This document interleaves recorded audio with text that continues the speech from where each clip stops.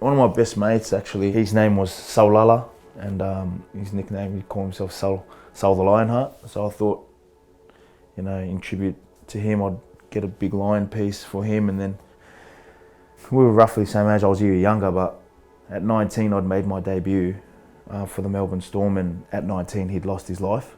Hi, my name is Mahe Fonua, and this is a story of my ink. Him passing away just made me realise how blessed I actually was. Anything can happen. I was in a car accident. It was after a night out and supposed to be on his way home, and I didn't make it home. And I was at church the next morning, and his brother, my actual best mate, rang me and told me the news. Broke down in church. I was like, far out. I swear we were together a lot. The weekend that passed, and then for that to happen, it rattled me, and that. That probably leads into my next tattoo, which is my other best mate. His name was Hayden Butler, and you don't want to take seeing people for granted, but we could have been we were hanging out. He'd gone back to Mackay where he was staying at the time, and then we get a call on Australia Day saying that Hayden had taken his life that day, and I was like, far out. So this tattoo here is just cherish those you love, for tomorrow is never promised.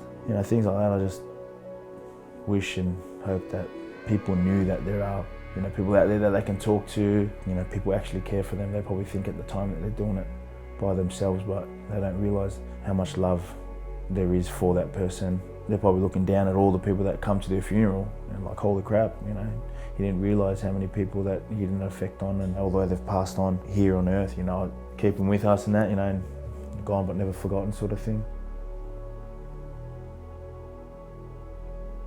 Thought my first tattoo should be my last name on my back. So we're at my auntie's funeral.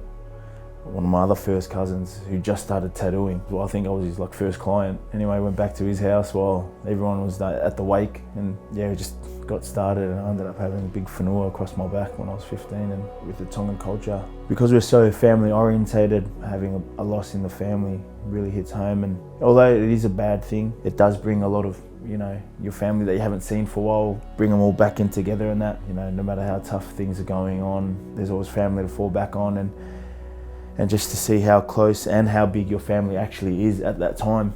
It is an occasion that brings all the family together, so something tragic that happens can sort of, be a blessing in disguise. So the rose on this hand is my mother's name. I sat through an hour and a half. And while I got this one, I just thought, the pain my mum had to go through to, give birth to me, and big respect to women that become mothers, and, the pain that they go through when giving birth. This was just a small way to to show my respect back to my mother.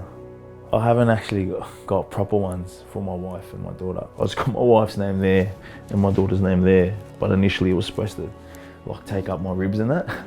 But yeah, because I sat through a big chest piece, I couldn't take any more at the end of the day. And he's just like, it'll take 2 minutes, and I was like, oh sweet. So I got them, and I'll get around to getting bigger names for them, but yeah, just the time being, the ribs are a pretty sensitive spot to get tattooed on.